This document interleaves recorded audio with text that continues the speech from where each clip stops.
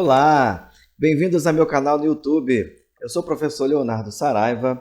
Nós estamos estudando a Constituição Federal de 1988, artigo por artigo, inciso por inciso. Chegamos aos incisos 54 e 55 do artigo 5º. O artigo 5º, artigo extremamente cobrado em provas e concursos. Hoje nós vamos falar sobre o devido processo legal. Vamos falar também sobre o contraditório e ampla defesa. E por que vamos estudar esses institutos de forma conjunta? Já deixando, inclusive, uma dica para você, uma dica para a sua prova.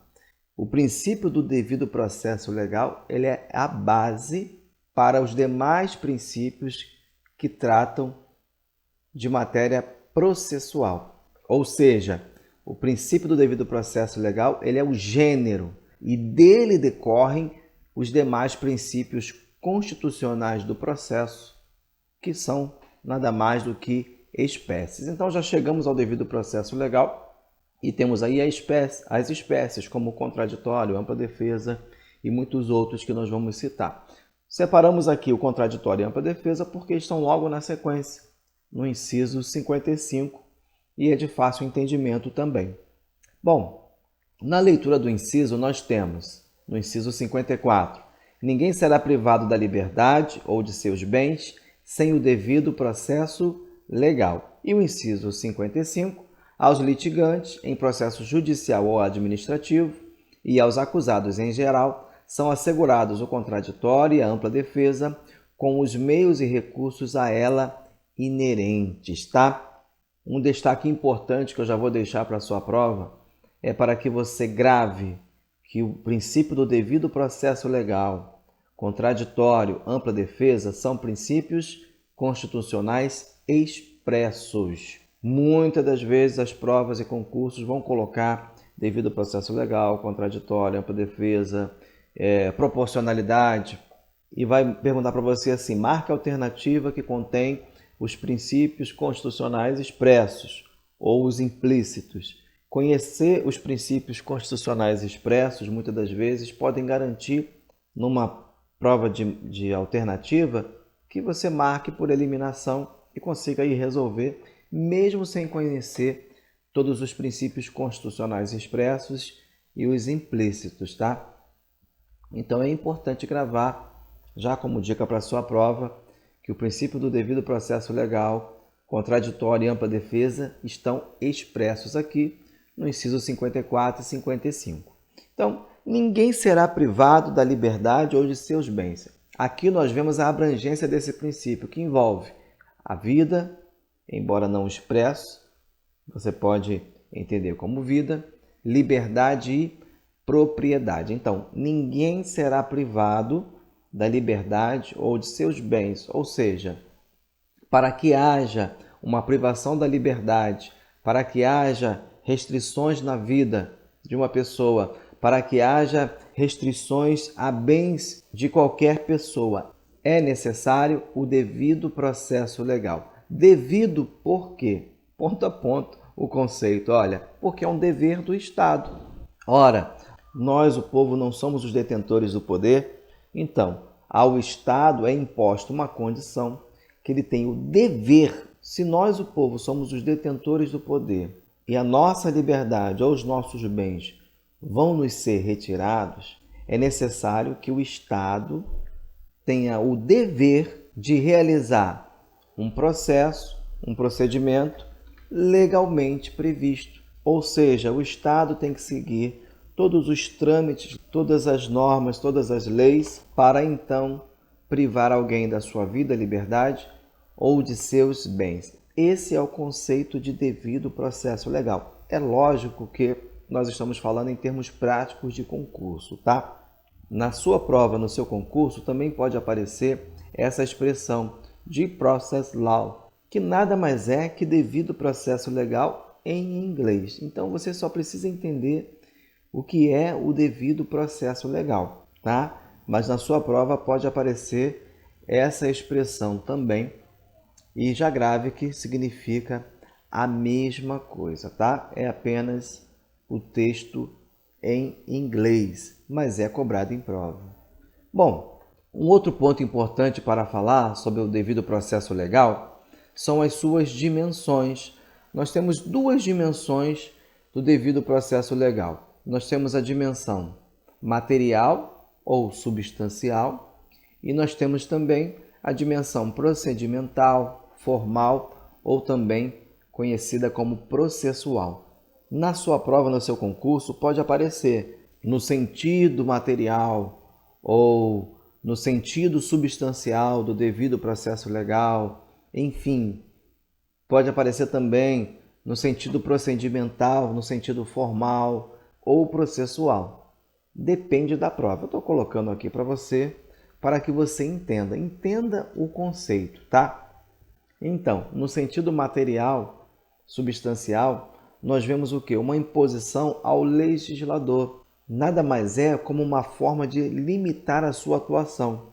Ou seja, as leis não podem ser feitas de maneira irracional ou desprovida de razoabilidade, mas elas têm que estar pautadas em quê? Na justiça, na razão, na proporcionalidade, mas não só isso, também no procedimento legislativo, no procedimento da elaboração da lei.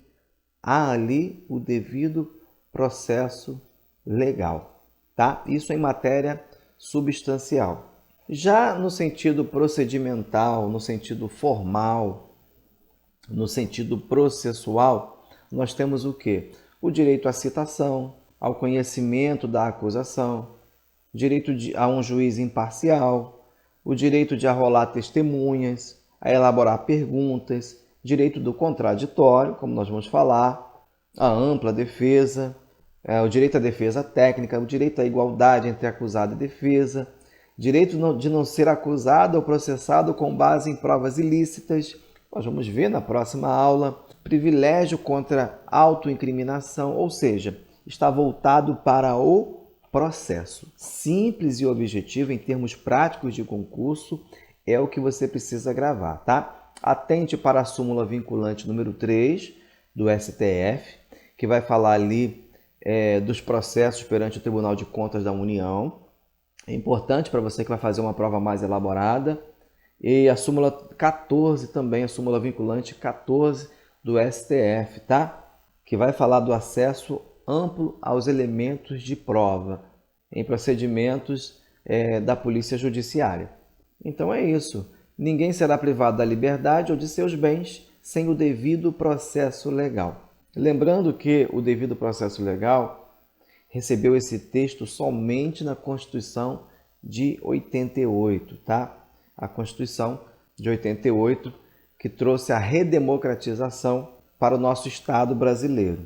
Antes dela, nós vimos a ditadura, em que muitas pessoas foram privadas de seus bens, muitas pessoas foram privadas da sua liberdade, muitas pessoas foram privadas de sua vida sem esse princípio, sem o devido processo legal. Importantíssimo o inciso 54. Temos também o inciso 55, que diz que aos litigantes em processo judicial ou administrativo e aos acusados em geral são assegurados o contraditório e a ampla defesa. O contraditório nada mais é do que a oportunidade de resposta. Simples. Inclusive, há até um jargão para isso. Ouça-se também a outra parte. Já imaginou se as decisões fossem tomadas ouvindo apenas uma parte? Se no nosso cotidiano, muitas das vezes, são necessário observar os dois lados da moeda, como dizia minha avó, imagine em termos de processo judicial, em termos de processo administrativo, tá? Lembrando, processo judicial e também processos administrativos. Inclusive, o STF já se posicionou em relação às associações, salvo engano, ali sobre o direito de um associado não ser excluído da associação sem o devido processo legal, sem o contraditório, sem a ampla defesa. Então, é necessário o contraditório. Esse princípio na área penal, por exemplo, consiste no direito do réu a ser ouvido e na proibição de que haja uma decisão sem que se tenha ouvido os interessados. No campo do processo civil, a sentença pode ser nula se uma pessoa não tiver tido a oportunidade de contestar. No campo do processo penal, o processo será suspenso até que seja apresentada a defesa. Uma acusação, uma condenação penal com base apenas em provas produzidas pela acusação também é nula. E é por esse motivo que um juiz não pode condenar com base apenas em provas produzidas em inquérito policial. A ampla defesa nada mais é do que o direito da parte de se utilizar todos os meios para alcançar o seu direito, ou seja, através das provas, dos recursos. A ampla defesa também é uma proibição de um juiz negar arbitrariamente o direito da parte de apresentar determinada prova, exceto, é claro, se ela for repetida, irrelevante ou utilizada apenas para atrasar o processo, dentre outros exemplos, tá? Ora, vivemos em um Estado democrático de direito, em uma sociedade democrática, onde existem regras mínimas para a convivência em sociedade, não é verdade? E essas regras são pautadas em direitos e garantias fundamentais. Esses são os meios de proteção aos nossos direitos individuais. Veja, vida, liberdade, nossos bens. Então, importantíssimo o devido processo legal, lembrando, para a sua prova, tá? Ele é a base para outros princípios constitucionais referentes a processo. Os outros princípios vão ser apenas as espécies, tá bom? Inclusive, nós vamos ver alguns já na sequência dos nossos estudos. Grave esses incisos, tá? Princípios constitucionais expressos. Vai ter uma questão na sua prova e você não vai errar. Na próxima aula, nós vamos falar sobre as provas ilícitas, sobre a inadmissão das provas ilícitas, o inciso 56. Chegamos ao fim. Se você gostou, curta, compartilhe, se inscreva no canal e Deus abençoe você.